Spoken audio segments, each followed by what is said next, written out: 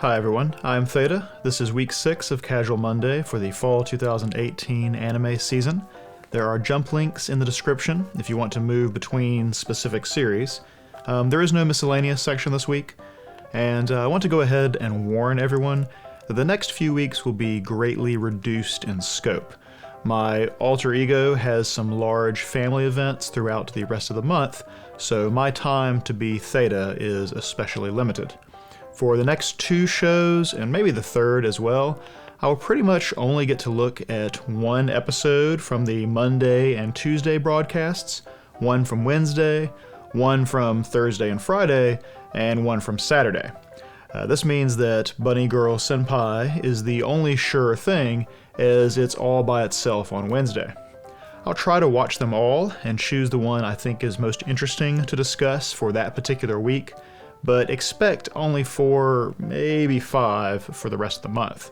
Maybe I'll have a highlight reel of miscellaneous section or something, but I'm not sure there's any value in that. I'll have reduced interaction in the comments as well, and actually that has kind of already begun. If I didn't do this, I would either have to stop these broadcasts for 3 weeks or stop working on the backlog, and I don't want to do either of those. It's all supposed to be very casual anyway, so I will give you what I can. Today, though, is a full slate, so let's get started.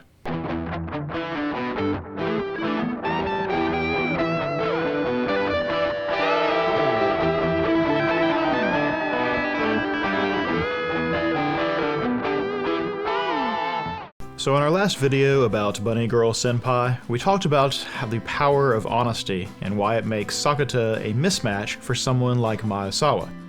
We also said that we might be setting up another time loop in which Tomoe doesn't try to avoid being asked out, but tries to be asked out. That is essentially what this 6th episode boiled down to, her once again causing a loop because she didn't get the outcome she wanted. However, the way she goes about it is dishonest.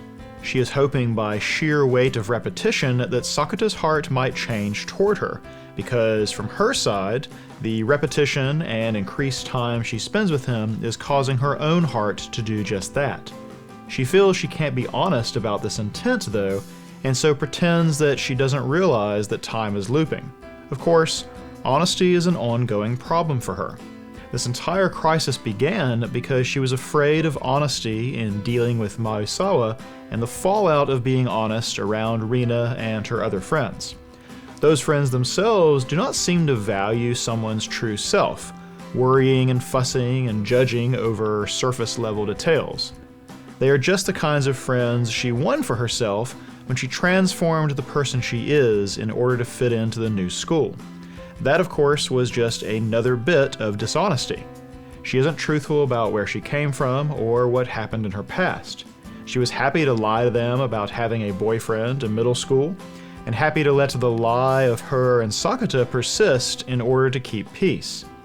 As we've seen all along, though, she constantly worries over her place in her friend group, even coming to school when ill for fear of finding herself on the outside looking in.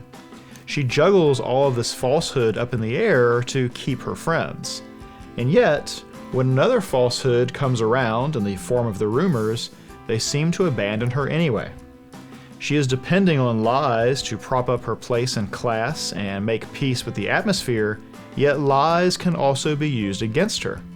What to do with such a treacherous tool? The answer is right there in Sakata, as we went over at length last time. Because he gave up on caring about outside opinion, he isn't compelled to lie or prop up a false image of himself. Because of that, he is free to be honest with his words and beliefs, to the point that this unabashed honesty begins to define him. He is basically kryptonite for people who will lie to preserve their image, as Maesawa found out on the train platform. How thoroughly Sakata came out on top in that encounter is plain at the beginning of this episode, when they chance upon each other before boarding. Maesawa is immediately angry and ready for confrontation, but Sakata says nothing and just casually boards the train, letting Maesawa know that he isn't worth more than a fleeting bit of attention. And Maesawa just takes it and retreats to the opposite end of the car from Sakata. Sakata's genuine sense of self likewise erodes Tomoe's confidence in her manufactured self. Like I said last time, she constantly slips back into her real accent around him, and slowly tells him true things about herself that conflict with the false image that she props up. Over time, this leads to the lie about wanting to be with Sakata becoming the truth about wanting to be with Sakata. Just as Mai feared, their pretend dating has morphed into something more serious, but only for Tomoe. Despite the lying though, she's not a bad girl. She doesn't actually try to sabotage things between Sakata and Mai, though she increasingly brings the topic up on their last few days together. I think this is her way of trying to feel out if Sakata really is still smitten with Mai, and even a little bit of doubt begins to look like hope to her. In spite of this, she only ever suggests that Sakata would not be good enough for Mai, never the other way around. There is some turmoil for her, as she realizes she wants to be with him but knows he doesn't feel the same. She can repeat it and try again, but she knows that doing that is keeping him from Mai. However, she can't be sure that he's noticed how she feels, and so she plays dumb about the time loop and hopes that somehow that last Friday ends without them agreeing to split up. She doesn't know how to move forward or be honest, and so they are trapped unless something diverges. Futaba suggests that Tomoe is lying, and considering everything else she's lied about, this isn't exactly a stretch. Credit Sakata for giving her ample opportunity to come clean, as he repeats the day twice more before altering its path. Even then, it's only when she steals a glance backwards during the closing ceremony that he's certain that she's lying. She hadn't done so in the original loop, and we saw before that only people aware of the time loop are able to alter their behavior. This is the proof that she knows what's going on. Sakata indicates that she knows that they're repeating, and she doesn't protest. Sakata doesn't just end the day there, though. He instead continues to let them have a last date of a different sort, something completely unnecessary, but also completely decent of him. But he doesn't only humor her. When he has them fill out the relationship charms, it makes her very uncomfortable. This lie is too near to what she actually hopes for, and it is also Sakata telling what she sees as a bold lie, at odds with his normal fearless honesty. It serves no purpose in their charade, so why would he do such a thing? This puts Tomoe out of sorts, and Sakata uses this opportunity to let her know that he realizes that she has feelings. Even still, he gives her the chance to be honest. And what she tries to say is all the reasons she doesn't love him. Not directly, mind, but all the reasons why she shouldn't be causing the repeat. That she is already looking forward to them being friends, and she wants to cheer him on with Mai, and look back on this pretend dating like a fun adventure. And most of all, she wants to put these feelings behind her, to forget that she ever felt this way. Yet, every morning, the feelings get stronger instead. She knows she can't feel this way toward a friend, or toward someone so obviously in love with another. She says that this can't really be her, or that it's Sakata's fault for being so nice to her, or that all she wants to do is hurry up and be friends and have fun. And while I'm sure this is how she wants to feel, it's not how she actually feels. It's just one more instance of the problem she has had from the beginning.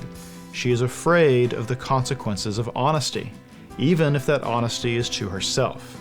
And so Sakata's great gift to her here, and proof that he is a true friend, is that he won't let her turn away from the truth. He shoots down her justifications for continuing the charade until finally she comes clean with how she feels and all the emotion that she has kept bottled inside. Thus, when morning comes, they do not go on to the next day, but rewind all the way back to the first lie, when she couldn't be straight with Maesawa. That was the original reality she was avoiding because facing it would tear down the other lies she maintained about herself and her friends and what mattered to her. This time, she is not only honest in turning him down, she is able to admit that she has feelings for someone else. She isn't running from them or denying them. What's more, she no longer thinks that these feelings will prevent her and Sakata from being friends. She knows that the encounter will wreck things between her and Rina's circle, but she also knows that Sakata means it when he says he'll be her friend no matter what. As she said last time, she has started to understand what he meant when he says that he can tolerate the whole world hating him so long as he has one person that needs him. To put that another way, a single genuine relationship is worth more than the acceptance of the whole world. Sakata accepting her for who she is, in fact, insisting on her being who she truly is, becomes something she realizes is more valuable than the facade of friendship that she must constantly maintain with Rina and the rest. As we will see later, this does seem to come between her and that group, but this doesn't mean she ends up with no friends, as it seems she joins a different circle, one containing the girl, Yoniyama, who she helped find the lost phone strap on the beach. Being true to herself does not lead to disaster after all. For Sakata's part, the success of pushing Tomoe to be honest perhaps inspires him to try the same thing with Mai. After all, she is pretty reluctant to be forthright, even though I'm sure that's some of her charm. He gets another chance to initiate their dating, and rather than stop at getting Mai to admit that she will go out with him, he presses the matter, hoping to get her to confess her own feelings in the same way that Tomoe did. It doesn't go the way he planned, but I wouldn't say it goes badly. Outside of this, it seems a lot of things went the same as the first loop through the following days. Tomoe and Sakata really do seem to become friends and coworkers. Since Mai didn't have the excuse of being jealous of the attention paid to Tomoe this time around, I think we can gather that she didn't need all that much prompting to get back into the bunny suit. Well, I guess it is meaningful to the two of them. Anyway, the last thing to mention in brief is our final scene when Sakata happens across Shoko Makinohara. If you've forgotten, this is the girl that he met before high school, back when he and Kaede were struggling with her adolescent syndrome. She is the girl he says saved him and that he was totally in love with. In fact, she was the one who explained the spelling of her name by using the rest area gag, something he has been using himself, even in this moment when he meets her. But this isn't really the same girl. Or rather, she's not the age that she should be. She should be 2 years older than Sakata, and yet she looks younger. Younger than the memory he had of her before, and younger than they are now. In fact, this is probably a middle school uniform she is wearing, and it's pretty close to the uniform we once saw Kaede wear. It appears we are not quite finished with timeline shenanigans, though we'll find out more next time about exactly what's going on. It definitely explains why no one at his high school had ever heard of the girl, though. She doesn't even go here. I said before that I kind of assumed Shoko would be the final boss of the series, last as she was first, so I was pretty caught off guard to have her show up. I know I said I'd stop drawing parallels to Monogatari series, but I did already suggest a parallel between Shoko and Hanekawa, and sure enough, the central prop in their encounter is a cat. A white cat, no less. But a living one, at least. It seems it was Schrodinger's cat all along, and when they opened the box in the Monogatari universe, the cat was dead, while in this universe, the cat was alive. Anyway, maybe this next arc won't be Shoko's arc exactly. The similar middle school uniform makes me think we might instead start to work on Kaede and her situation, as that would also build off of Mai bringing her the dress and befriending her. Regardless though, it's becoming increasingly clear that Sakata is somehow a nexus point for a lot of adolescent syndrome phenomena, and I'm pretty curious to find out why. So in our slime isekai, a fair amount of stuff I guessed at last time has turned out to be true, though I think Shizu and her origin was pretty strongly suggested already. I talked about the possibility of the Hero King being an antagonistic force last time, though like I said, he could be either a strong foe or a strong ally, and we don't yet know which. However, we do get someone we're meant to hate right from the start, which is the person who summoned Shizu to the world in the first place. Veldora originally explained that summoners require a multi-day, 30-mage ritual to summon someone, but I didn't see anyone else in that room. Does this imply that this guy is especially powerful and could do such a thing on his own? If so, he seems like he'll be a problem down the line.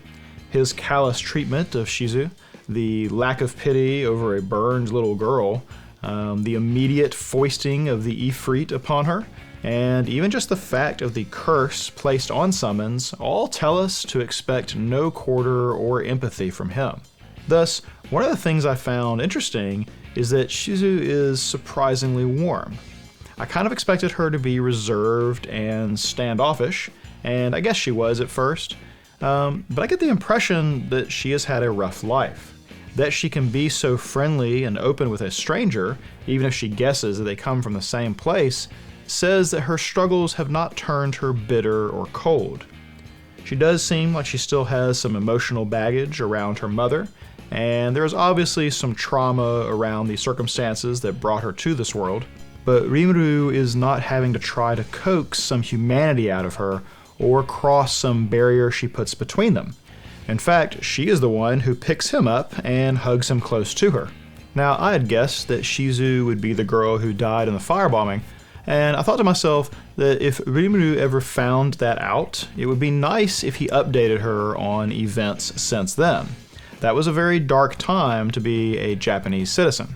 Letting her know how successful and peaceful their homeland became from that point on is quite the gift, and it says a lot about Rimuru that this was his first impulse upon learning her origin, even if it didn't quite go as he planned at first.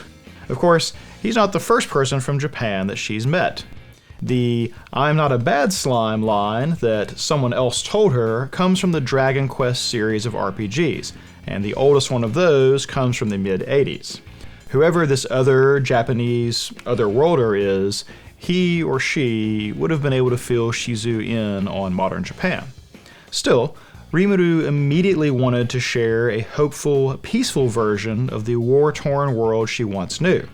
He says he is hoping to make this world peaceful in the same way. I suspect that Shizu has known mostly war and conflict in this world, just as in the last, and so showing her the former world turned to peace suggests that the same thing is possible for the world they both find themselves in. It's potentially a very meaningful gesture. It's interesting to me, too, that Rimuru just completely accepts that he is destined to be with her. He's not skeptical of the fortune he received at all. In fact, he's just surprised they met so soon. I wonder if meeting her is going to inspire him to take on the more human appearance that we see in the credit sequences. I reckon that there is a story there. Anyway, outside of Shizu, we have added progress on the Goblin Village and the Dwarven assistance that is expediting it. We also have our trio from the cave show up again, giving us comedic relief that also serves as a connection to the intrigue that is gearing up in the nearby human kingdom. Cavell divulges their whole plans, true trusting perhaps, but it means that they aren't on guard with Rimuru or the goblins. Of course, a talking slime and goblins building a village are beyond their experience, and they don't hesitate to say as much. So we can expect that information to get back to Guildmaster Fuse so long as they don't think he'll do something harmful with the knowledge. Rimuru's little kingdom building experiment is probably not going to stay secret for very long. Now, we know why these three are out here, but what about Shizu? She gave no purpose or destination, and she's sufficiently stronger than the other three that it doesn't seem like she needs their help to get through the forest. Maybe she will pass through and it will remain a mystery. Maybe she wouldn't tell them anyway. Is she carrying out her summoner's will, or fleeing from him? I won't speculate too much, since the timing of this video means that it usually comes after the next episode of this show anyway. But like I suggested last time, Shizu's introduction seems like it could signal the story moving out of its first act, and I expect we will know that for sure next time. On Zombieland Saga this time, we had a plot. So Ai and Junko are our only true former idols.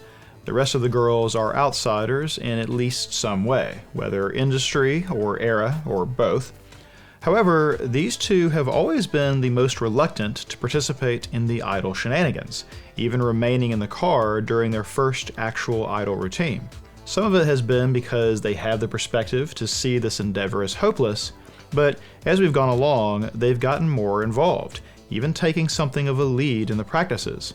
This is especially true for Ai, and over the course of this episode, we begin to understand why that should be.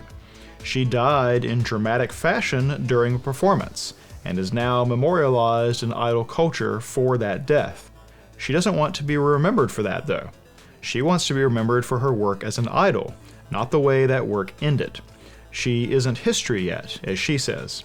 This episode then sets up a future collision between the time before and after her death, as her former group is going to be performing at the Saga Rock Festival that Fran Shushu has been invited to join. It's also going to be an outdoor festival, which raises the specter of Ai in a situation that mirrors the circumstances of her death. I would pretty much count on it storming during their routine, which probably means we'll have another incident with their makeup washing off, something this episode reminded us is a constant threat.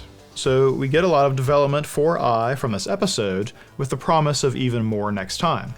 Junko got the other major bit of characterization, for while they are the two who are most similar, they come to blows in a more substantial way than any two characters have to this point. I'll be honest, with the way the two of them have similar temperaments and builds and almost the same hairstyle, I've had to pay a lot of attention to remember which is which, as the other 5 members are much more obviously different from one another. Having an episode that fleshes them out, especially against one another, really will make it effortless to keep them separate in the future. Now, the central part of their disagreement is in how idols should relate to their fans, and their conflicting perspectives come from their generational difference. I talked last time about how some of the elements of this show, which are used for humor, may also rise to the level of satire, or full-on critique of the idol industry. The exchanges Ai and Junko have about the role of an idol and the balance of power between entertainer and audience are relevant to any modern look at the industry. In Junko's time, idols were a people apart, role models presented as an ideal for others to chase after, lofty and inaccessible, more of an idea than an individual. And the spectators were only that. They spectated. In Ai's time, and up to the present though, the audience is much more involved, and the idols themselves much more accessible. The balance of power is different, and now the whims of fandom are more likely to steer an idol's course than any wishes of the idol themselves. The debate between them remains unresolved by episode's end, and the larger debate of power disparity between artists and audience is a debate that will probably never have an end, just different iterations. As Yugiri wisely says, there are plenty of fights that start because both sides have a good point. I find it pretty interesting then to have a fairly heady debate about art and audience suddenly spring up in our slapstick-laden comedy series. And it happens at the same moment that the personal stakes for 2 of our characters have elevated dramatically. It's all been just a harebrained scheme to raise Saga Prefecture's visibility before now, and I mean, what else are they gonna do? They're freaking zombies. Now though, Junko's whole pre-death identity feels under assault, and Ai may come face to face with her own unresolved past at the same time she realizes she has a future she wants to fight toward. This is quite the escalation for our series, yet I feel it somehow fits nicely with the escalating audacity of their idol hijinks. In a show that has constantly tried to do the unexpected, giving us these character stakes and struggles might be one of the most unexpected moves yet. One quick last thing, it's not really analysis, but hey, this is casual. This episode upended a what-if scenario I've been keeping in my head up until now. I haven't talked about it because it's not really substantial enough, but up until our little bath time gimmick with Kotaro, I have been wondering if maybe our manager himself was a zombie. It would explain why he always wears shades, like I don't think we've ever once seen his eyes. It would explain why he is such an expert on makeup, long practice to make himself pass as human. I've even started to wonder if something about the makeup process is what caused the girls to wake up in the first place. In the first episode, Sakura is the only one in makeup and the only one awake. After all the girls are made up for the medal show though, they all wake up later, except for the legendary Yamada Tai. Unless she really is awake, but that's a different matter. Finally, too, being a zombie himself would make more sense out of having a zombie dog, and being completely fine with living with a bunch of zombie girls. We saw in episode 1 that he made sure the rain didn't fall on him when he came to retrieve Sakura, and of course he carefully stayed out of the mud in the Gata Olympics bike ride. So here I thought I had this potential gotcha moment figured out, and then this episode we see him taking a bath. No loss of makeup, no telltale scars or bandages. We've always seen water erase the illusion, so there's no reason to think that he's the exception. I do wonder why the rain also seems to change their eyes back to red. Like, do they have color changing lenses in normally, but they somehow dissolve when they get wet enough? I know it's just visual shorthand, but I scratched my head about it for a bit while wondering over Kotaro's perma-shades. It doesn't really matter, I'm just looking way too closely at a series that is a comedy at its heart. In Karakuri Circus, it's clear that we have left the introductory phase of the anime, as the shocking ending from last time has been accepted as reality by Masaru and Shirogane. We have skipped a few months into the future as the two of them begin a new routine by returning to school, and potentially Shirogane will get back into circus work as well. Each of them deals with the loss of Narumi in their own and kind of opposite way. Masaru wants to emulate Narumi by smiling through hardship, as it was an aspect of his that Masaru associated with strength. Narumi's final actions and advice leave Masaru feeling as though he is tasked with continuing Narumi's spirit and taking charge of his own situation. Smiling becomes a way of showing that he is not defeated. By contrast, Shirogane believes she is now incapable of smiling because she could not do so in her last moments with Narumi when it was the thing that he really needed. Smiling is now a reminder of that separation and the pain she carries with her. For her, it has become a reminder of failure, while for Masaru, it has become a representation of success. It is then understandable that Masaru would be motivated to find a way to make Shirogane happy again. This is one of the ways in which he has become a changed person. He's not just more capable of looking after his own problems, but looks outside himself to see what he can do about the problems of others. It's all the more significant that the person he wants to help is the person who is most dedicated to helping and protecting him. Masaru has gone through a character transformation, and it follows a familiar pattern. What we actually have for Masaru inside these first few episodes is an abbreviated version of the hero's journey.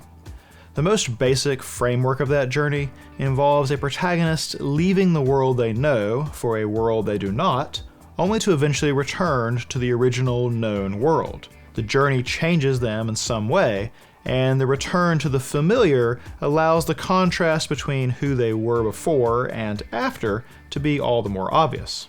There are a lot of variations on the pattern, but the hero is almost always helped by a mentor figure early in their journey, and frequently this mentor is lost along the way, requiring the hero to carry on without their aid. Thus does Luke Skywalker lose Obi-Wan, thus the Fellowship loses Gandalf, thus Harry Potter will inevitably lose Dumbledore. The hero must take the things they learned from the mentor while they were around and apply them to overcome the challenges of the unknown world, eventually triumphing and returning as someone changed. The unknown world for Masaru was this strange world of puppeteers and the violent infighting of his adopted family. Narumi is the mentor, of course, and as far as Masaru knows, he must carry on without him. Yet he internalizes the things he learned, and when he returns to the known world, in this case his school, he is obviously a changed person. Shirogane might end up in a similar situation next time if she does return to a circus environment, but it doesn't seem right now that her evolution has been as positive as Masaru's. If anything, she is even more single-minded about her mission of protecting him, and will happily block out every other priority in her life, as she demonstrates at school by instantly leaving class to check on him. His instinct to try to compel her to join the little rinky-dink circus at the end might seem like a bit of childish foolishness, but insisting she do something for her sake may be just the thing to keep her from capsizing emotionally. Anyway, the very end bit reveals that Narumi did not burn up, but his status is otherwise unclear. Where he is and why remain mysterious, and perhaps for a little while. His missing arm has been replaced with some form of prosthetic, but I must say, in a show full of puppeteers and puppets, a synthetic limb makes me a bit apprehensive. I can't help but be curious about what the story will look like once he rejoins it. On this week's episode of Bloom Into You, people are complicated. I've made mention before about how the series stressed you as our sole point of view character, even going so far as to mimic her head and eye movement with camera pans and tilts. The message has been clear. This story is told from Yu's perspective. While we have occasionally dipped into other points of view briefly, like in Maki's extended metaphor of audience and performer, it's always been Yu's thoughts at the forefront. This means we have only ever had her perspective on Nanami, knowing only as much as she knows or sees. This episode breaks that pattern at what is almost the center point of the series, diving into Nanami's thoughts to reveal that Yu's assumptions, and therefore our assumptions, are off the mark.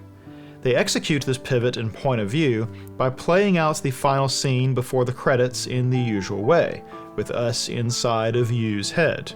Then, after the credits, they rewind the scene and go through it again, except inside Nanami's head, with a few extra flashbacks to support her train of thought. They are emphasizing that they are not shifting point of view idly.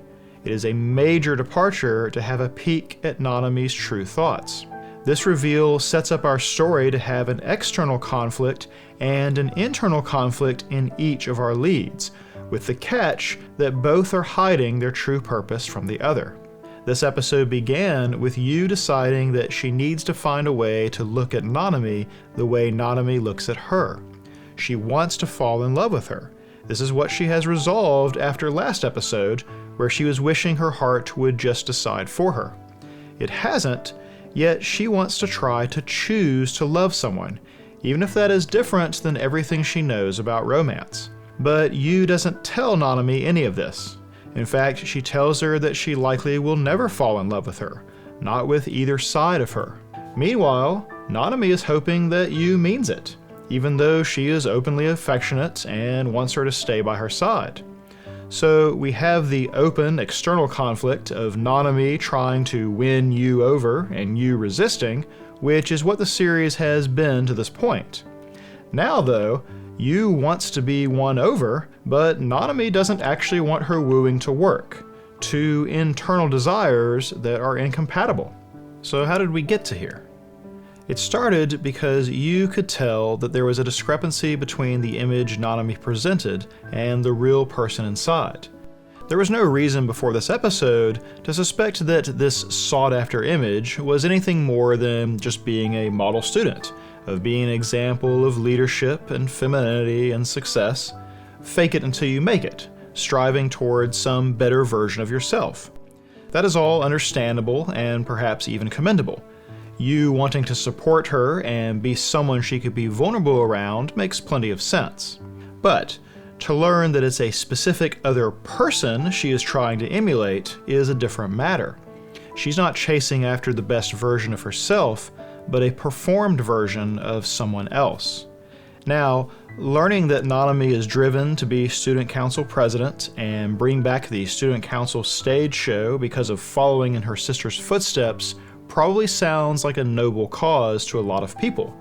Sayaka has been her friend forever and seems to know what drives her, and she fully supports Nanami's efforts, going so far as to chastise Yu for not doing all she can to help the stage show proceed.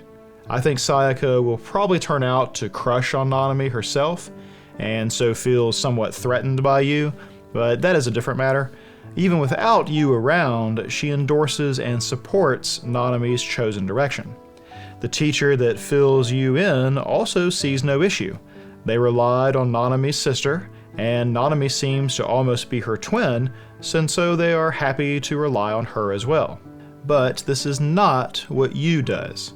She thinks of Nanami's so-called weak side as her true self, and believes that Nanami should embrace this persona. She says that more people than she realizes would be able to accept and have affection for the real her. After all, this is how Yu feels, though she doesn't say it aloud. Knowing the real Nanami makes her want to stay by her side. She wants to find a way to fall for her. Yu expects this to work, and I expected it to work, but it does not. See, Yu assumes part of why Nanami likes her is that she knows and accepts her weak side, and she believes that Nanami might be willing to show it more often with Yu's encouragement.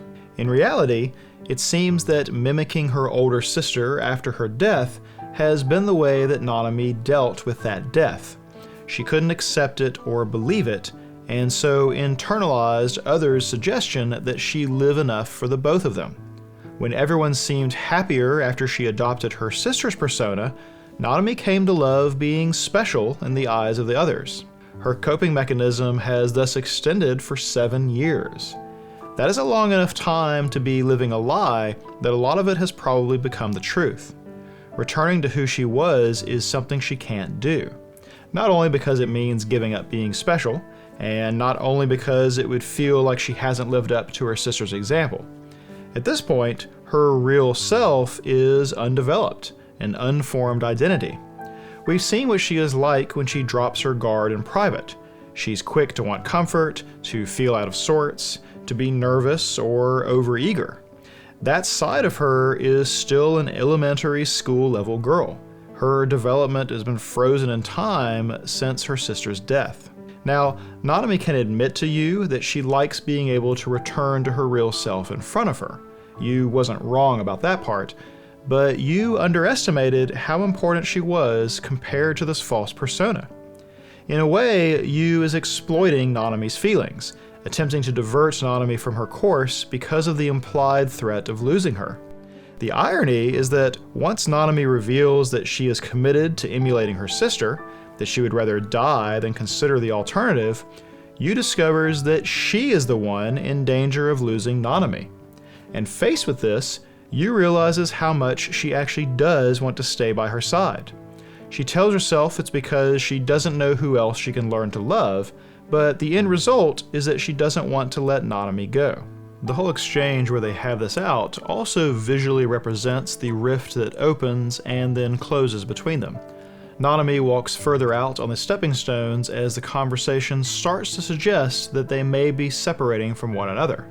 Nanami is resolved to continue her course, so even though she stops to turn and explain things to Yu, she continues towards the other side of the river. It's a meaningful parallel that it is Nanami walking away from Yu and not vice versa. This echoes Yu's realization that Nanami is much more capable of walking away from what they have than she is. In fact, Yu stops short of stepping into the river at all at first. It's only having to face herself, literally by looking at her reflection, that she must accept that she really does not want to let Nanami go. Somewhere along the line, she became important to her in truth. Only understanding this about herself can she then take steps towards Nanami. Nanami, for her part, almost steps out of the river onto the other shore, and only stops short because Yu accuses her of being lonely. No matter which side she prefers or shows, she wouldn't have gone to all this effort with Yu if she wasn't actually lonely. This is when Yu tells her that she probably will never fall in love with her, but she will stay by her side if that's what she wants. Hearing this, Nanami comes back from the shoreline, and they get closer as Nanami continues to ask things of Yu, all of which she agrees to. She stops just short of asking one last thing, which is probably the thing we hear her think at the very end, that she doesn't actually want Yu to fall in love with her. Likewise, the two of them stop short of actually occupying the same stepping stone, standing on adjacent but separate platforms by the end. I would say then that this is just as close as they can actually be at this point, because each has a private desire that they cannot share, a final vulnerability. You can't tell Nanami that she is going to try to fall for her, and honestly, that's probably a good idea. Yu doesn't know if this is going to work or not, and she may only disappoint her if she tries and fails. Far better to remain beside her while giving her no false hope. Then, if it happens, great, and if not, then no harm, no foul. It is still a form of dishonesty though, and Yu is self-aware that she is hiding what she wants to say. When we are still in Yu's thoughts at the end, Nanami tells Yu not to change the way she is, while Yu immediately thinks that she wants to change. Instead, she lies and agrees, but admits to herself that she is lonely too. She will live a lie to shore up her own weakness. That, of course, is just what Nanami is doing by copying her sister's persona, so in this way they should be able to relate. Yet Nanami is living one lie further, a lie she keeps from Yu as surely as Yu keeps her intent from her.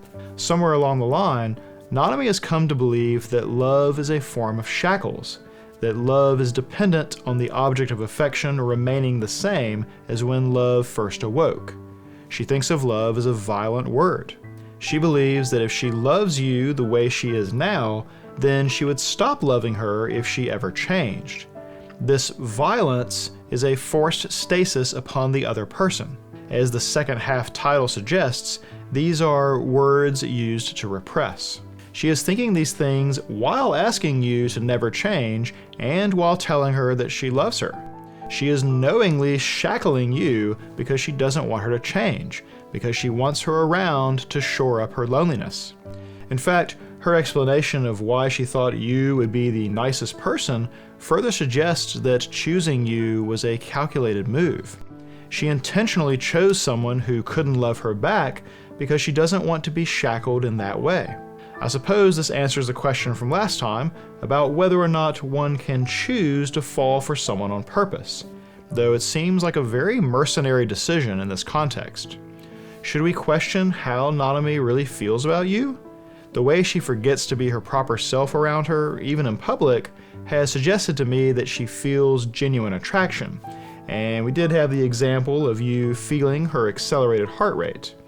But now, Nanami's rapid decision to confess to Yu back in episode 1 seems like it might have been less a case of love at first sight, and more a case of realizing that Yu could fulfill a need that Nanami possessed. I think even if it started that way, it has grown into something more genuine. But as we saw this time, it is still not something she cares about more than she cares about maintaining her status as special and emulating her sister. In other words, a happy ending is way off and potentially impossible. Both of them have to change, while Nanami is hoping that Yu won't change at all. However, there is a little wrinkle in Nanami's thought process. Nanami believes that if someone changes, you might cease to love them. Her idea of love is one that imposes conditions. I'll love you so long as you are A, B, and C, and so long as you are not X, Y, and Z. Conditional love. But we tend to think of true love as being unconditional.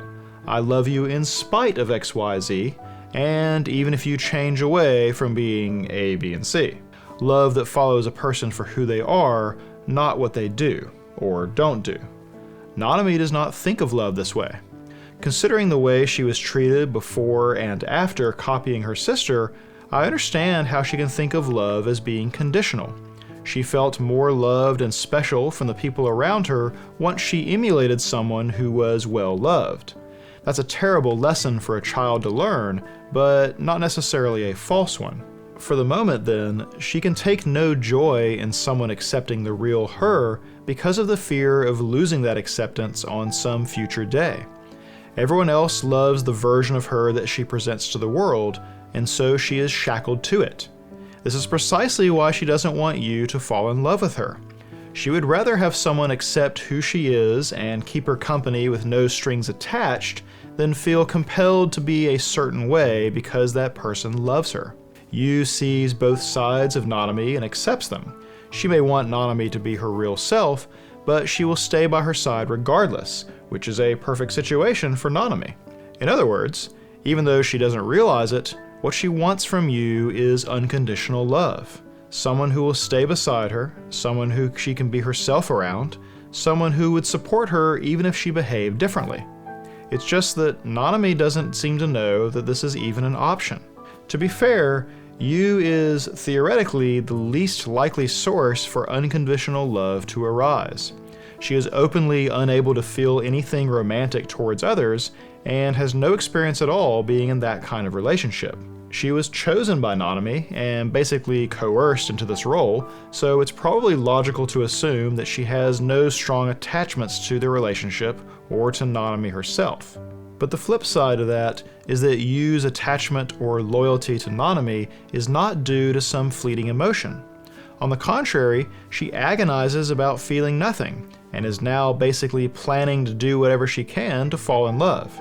Her actions henceforth will be deliberate, perhaps even methodical, and are not being buoyed along by novelty or excitement. If she arrives at a place where she truly feels for Nanami, she will arrive with conviction. So it may be that our conflict boils down to a matter of timing. Will Nanami warm to the idea of a love that isn't shackles first? Or will Yu find her heart truly turned toward Nanami first? Because if Nanami isn't actually ready to be loved by Yu, then her efforts may be wasted or even backfire. We have two people here who are using the other person to ward off their own loneliness and lying about their true intent to the other. This is not a recipe for a meaningful relationship, but that doesn't mean that it is dead in the water. Hearts change and people change, and love is often found when these patterns resonate together. Yu is going to try to love Nanami on purpose, and so there will come a day when she either succeeds or gives up. Nanami is trying to be her sister, but if she gets to put on the stage show, then she will have completely caught up. There won't be any further examples of her sister's past actions to serve as goalposts. I have to believe that however that shakes out will provoke a meaningful change in Nanami. Will she feel adrift without knowing what she should do next? Will she feel like her mission is complete and she can now live for herself? Will she feel underwhelmed and empty to finally arrive at her destination only to find no satisfaction in it? I would be surprised if there is no fallout or sea change from this event. Assuming Yu is still supporting her at this point, it may be a watershed moment in their relationship. For Iroduku today, I just want to talk about the golden fish that gives the episode its title and what it might tell us about Hitomi's magic. I actually missed the significance of the golden fish appearing in Yuito's room last time. I remember that it was the thing which triggered the color encounter back in episode 1, but I overlooked something that turns out to be rather important. That golden fish appears to be part of Yuito's original drawing when it first comes into view, and so I thought she was seeing the drawing come to life or something similar. But in retrospect, and with a closer look, that fish would not have been there. Every other part of that drawing is the city skyline during fireworks, with explosions and birds and power lines and so on. A giant fish in the middle is out of place. That means what Hitomi saw was not actually Yuito's drawing, but some image that is related to him and his art. And it is this image that she sees come to life and color in the world around her. Somehow her magic in the star sand causes the same fish to appear before Yuito even when she isn't around, and it dives into his drawing tablet as though it lives there. So the fish isn't what he was drawing or working on, and yet it is something he drew in the past. That's not something Hitomi could have known, though we'll come back to that. The origin of the fish is from a drawing in his youth, the first one to ever win an award. Sho will later share a picture he took of the exhibit with Hitomi. Curiously, she sees the drawing itself in color, even though this is just a photograph, so it is the subject and not the format that matters. Anyway, Sho shares that winning this award made Yuito's dad really happy, and that Yuito has been drawing ever since. Implicit in the statement is that his dad's enthusiasm was part of the motivation for his interest in creating art. This leads me to wonder something. Where is Yuito's dad? We've seen him and his mom interact a few times, but only the two of them. Is his father out of the picture? Passed away? So busy with work that he's basically a stranger? I'm going to guess that he is not around for some reason or another, and that is part of why Yuito has struggled with his art lately. The main reason I believe this is because of the sequence where Hitomi enters the drawing.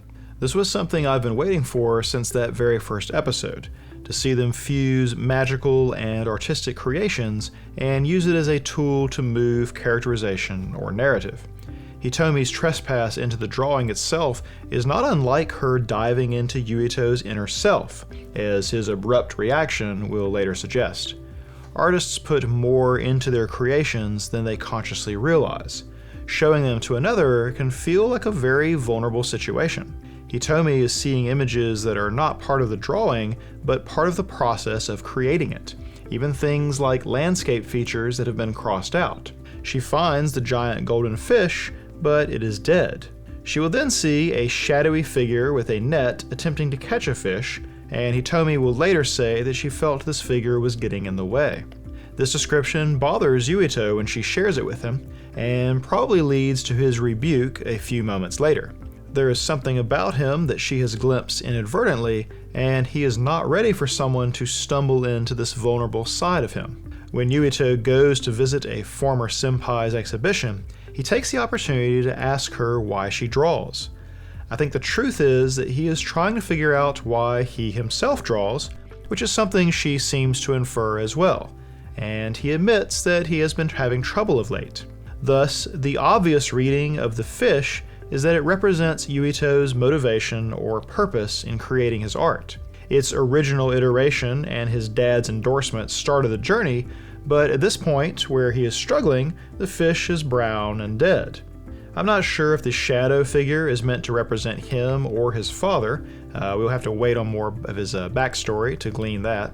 But the presence and state of the fish definitely correlate to his drive to create art.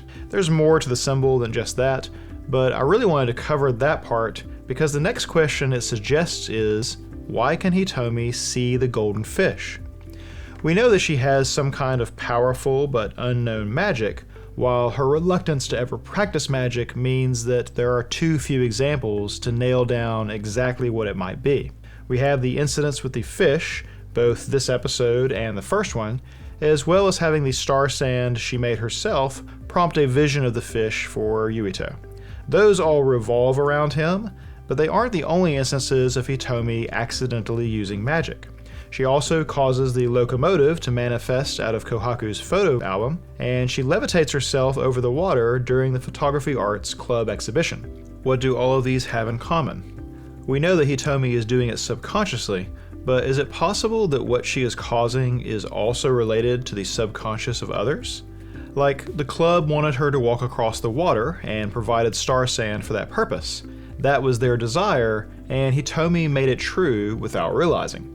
The train situation is a little bit harder to nail down because it's unclear who the train picture belongs to, but I suspect it was somewhere in the subconscious of either Kohaku or Hitomi herself, and the association between it and the London school that Kohaku is displaying is what caused Hitomi to manifest it. Take those examples along with the golden fish, and it would seem that something about Hitomi's magic centers around people's wishes or motivations, possibly even their purpose. We still don't know why Hitomi lost her colors, but she gains them back at the end of our 6th episode, just after Yuito indicates that he is going to draw again, and that he is going to show Hitomi what he creates. It seems reasonable to assume that just as the golden fish coming back to life may stand in for him rediscovering a reason to keep drawing, colors returning to Hitomi may stay in for her discovering a reason to keep doing magic. The question left for me here is, why can she see Yuito's purpose or drive in colors, but no one else's?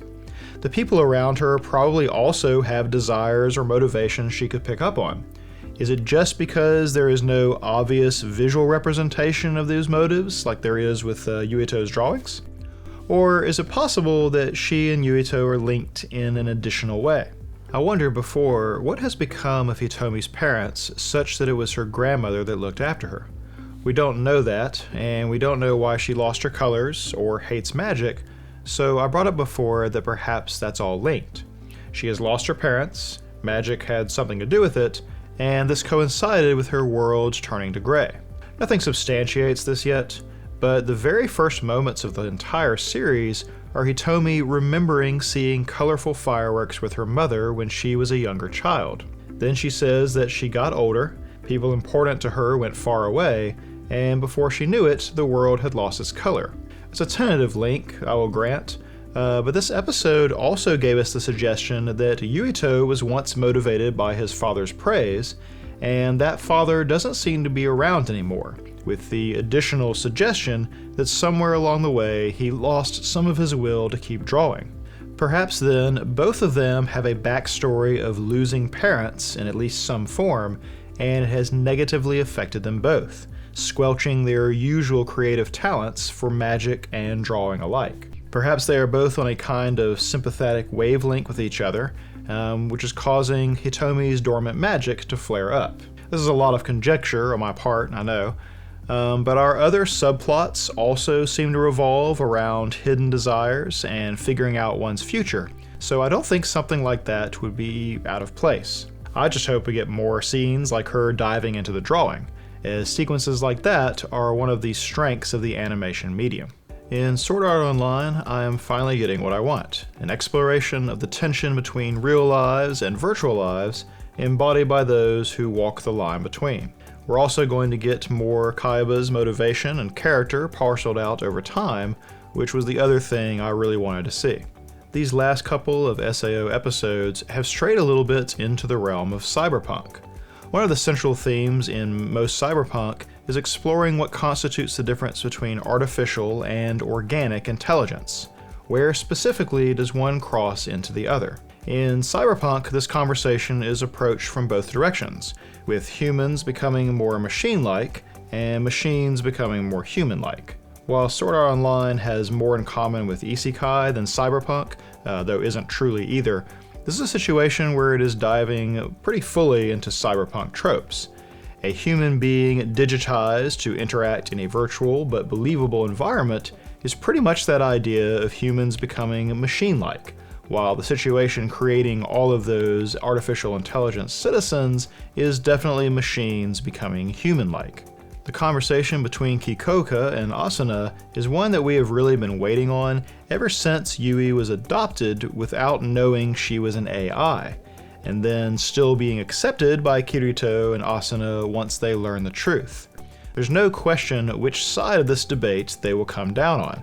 Yui's existence makes an interesting contrast to this entire Alicization project because she seems to prove that creating AI is possible, but those at Wrath wanted to do it in a bottom-up manner, which differs from the top-down method which likely birthed Yui.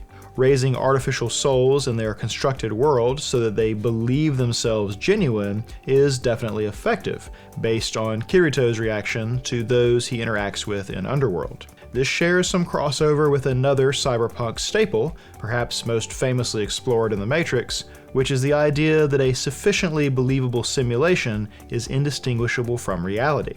Furthermore, if you accept it as your reality, then it effectively is so. It becomes real when it's believed.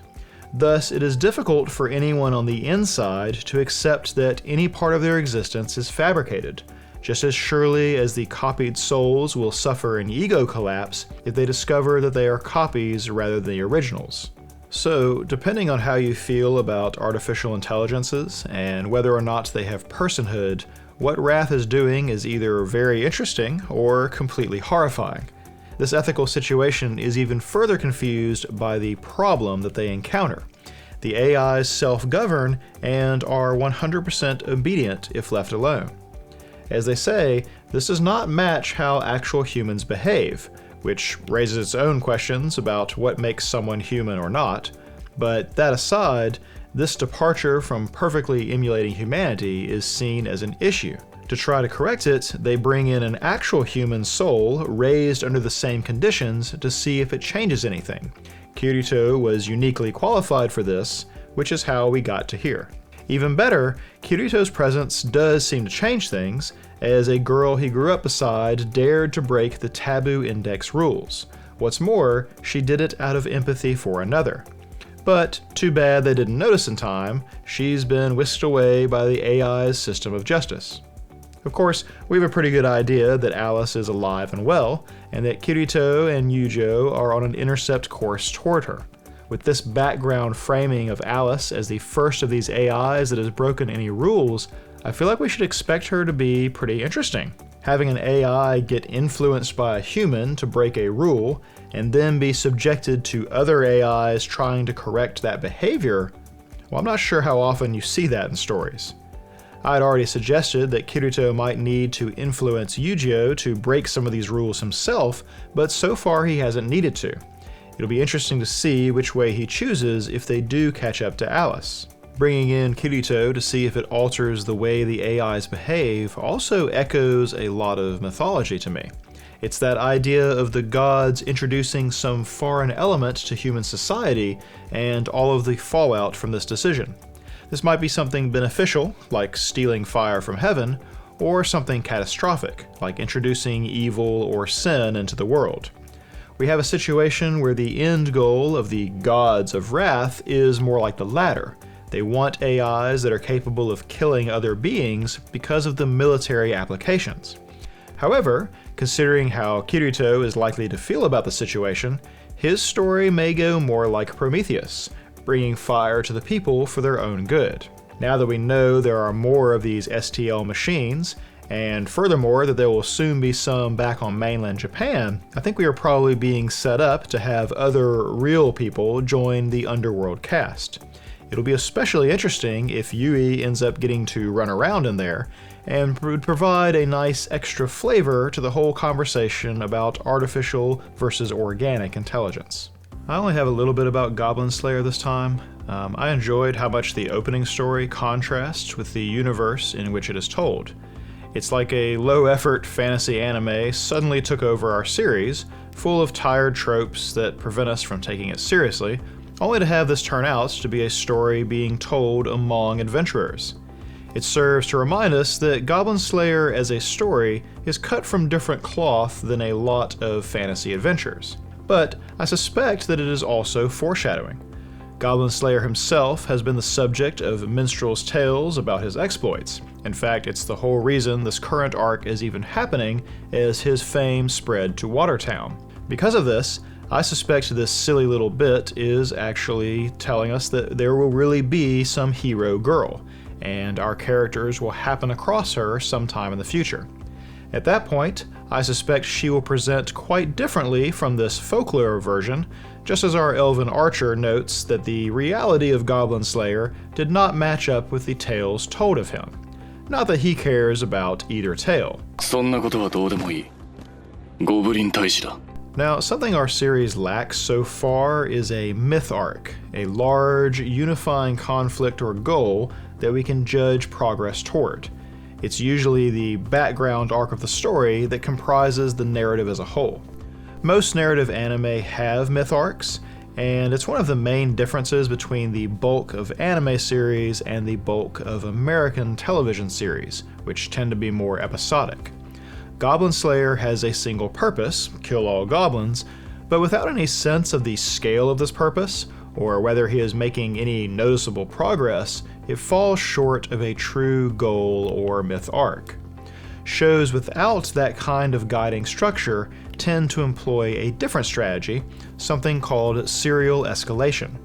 Basically, there is a threat, a story arc to overcome it, and then a new arc begins with an escalated threat, something that tops the previous arc. The reasoning is pretty simple. We watched Goblin Slayer smash in a cave full of goblins with a single hobgoblin back in episode 1, and he did it all by himself. Do we want 11 more episodes of him smashing in a cave full of goblins? Might we get tired of that by the 4th or 5th iteration? So instead, the threat level goes up. More elaborate defenses, larger numbers, harder enemies, more clever scheming, and so on. Our characters end up in more dire situations, so we can watch them overcome greater threats and grow in power. We are entertained by watching to see how they get past each new challenge. If you kept the danger levels the same, we wouldn't be as interested because we already know they can overcome. If we took our current 5-man band back to that first cave, would there be any doubt of the outcome? There's no mystery without raising the bar each time, especially important in a series where the main guy just wants to keep fighting the same kind of creatures over and over again. Thus, this time we have an environment that imposes restrictions on their tactics, as they can't use poison or fire or flooding while poking around beneath an inhabited city. We get an escalation in goblin tactics as they have learned how to pilot boats. We get new, powerful creatures to deal with in the case of the swamp dragon, and we get a hint toward a future of goblins who will be especially well coordinated and prepared to meet our adventurers in battle. There is a background context in the form of the demon lord and that invasion, and that may turn out to be the myth arc that unites the story, causing Goblin Slayer to have to fight for the world at large at some point. For now, though, in Gridman, a lot was laid out without quite giving us a full story. The weirdness we talked about last time with the circumstances of the rafting trip are addressed directly, especially the question I posed about which came first, the mountain-sized kaiju or the trip to the mountains. This continues to reinforce the idea that something about this reality is simulated or manufactured. This is even emphasized by giving us a low-bit, video game-esque visual to go with our explanation. Akane is put forth as the god of this world, or at least of this city, and the tools by which she can make and remake it are the kaiju. In spite of that, our helpful kaiju kid paints Akane as something of a victim, one whose loneliness is being exploited by someone from outside, which I assume means Alexis. While this checks off a lot of boxes if you assume this entire thing is a simulation, I feel there are some discrepancies, as Yuta himself wonders, why the heck is a god attending a normal city school? It doesn't seem like this is a Haruhi Suzumiya situation, where the person who is god is not aware of that fact. Akane knows she can create kaiju and alter her reality because of it. But it may be that she isn't fully aware of how manufactured the city is, or the real reason she is in this position. I pointed out before that no one ever refers to any single event that happened before Yuta woke up in episode 1. Yet this time, our kaiju kid, who seems beyond Akane's power, refers to things that Yuta did in the past for a predecessor, and offers the date and information as a means of thanking him for whatever Yuta did. What's more, Yuta starts to have a faint recollection about the kid when they first meet, though we get nothing specific. So, some history does exist, and I get the sense that it might not be fully contained within this Sim City that Akane is running. Coincidentally, we get translations for both our intro and outro songs this time, and each of them tells us a bit more about the story. The OP references the idea that something is off about the world, that the world they know is under attack, and ripping off the veil of the everyday, and so on. But right in the middle, there is a series of questions. What did we promise that day? What did we talk about in the classroom? At this rate, that promise might disappear too. And then across that part of the song are a few images of the students of the classroom. The first is this group picture. We can see Yuta and Utsumi in the back, their teacher front and center, and around him are Rika and her two friends. But let me ask you, where is Akane in this picture? The girls immediately to our right from Rika's mask-wearing friend are the two girls who are always hanging around Akane's desk, but where is she? The two images just after this group shot are of the 5 volleyball girls that Akane erased in episode 1, and then Akane herself, wearing her cracked glasses and headphones, suggesting that she's at home. Looking back, it doesn't seem like any of those 5 girls are in the picture either. In fact, the picture kind of looks like it used to have more people in it. The second row of girls just stops halfway across, and the guy besides Utsumi is awkwardly floating out by himself. It's an odd way to pose the group, unless the gaps are caused by people disappearing out of the image. We can infer that such a thing might be caused by the way the kaiju killings rewrite history, such that the victims actually died earlier in time, but still, where is Akane? And what is the meaning of the promise that is referenced in the song? The end credits then paint a picture of loneliness and emptiness made tolerable by some youthful meeting or friendship, and yet something about that relationship has been forgotten or left behind. However, the fleeting moments surrounding the relationship or meeting stand out with significance to the speaker, and they hope to chase after them one day or return to that time. The images over that song show Rika and her friend group, and then a bit of the two girls that are always around Akane's desk, but without Akane there. Then Rika and Akane appear to meet and become friends, hanging out around the school together, taking pictures of each other, and so on, until the end when Rika is in the same place they were before, except this time she is alone. I don't know if it's a winter-summer uniform situation or not, but they are all dressed a little bit differently than they are in the show for most of these end credits. All are wearing blazers and show less deviation from what must be the standard uniform. So what are we to make of all that in light of what we learned this time? I haven't had time to really think this through, but I want to give my initial thoughts. I think that the city has a synthetic quality to it, and Akane has caused it to take its shape, and she continues to change things about it, but I don't think it's a simulation from scratch full of people who aren't real. Rather, I think this is some splinter off of what was Akane's original reality. Maybe it's a separate place, maybe she is rewriting this town itself and this is now its reality, but I think everything in the present proceeds out of some past when Akane did not have all this power. I said before that her popular girl persona seemed really at odds with someone who lives in their own refuse and has violent revenge fantasies against people who inconvenience her in slight ways. I wondered if some event caused this divide, or if the popular girl persona was always a front. Well, here is what I'm starting to think instead. Akane is a huge kaiju nerd, has poor personal hygiene, hates dealing with other people, and is in most ways the kind of marginalized and bullied social outsider that you can find in, well, most high schools.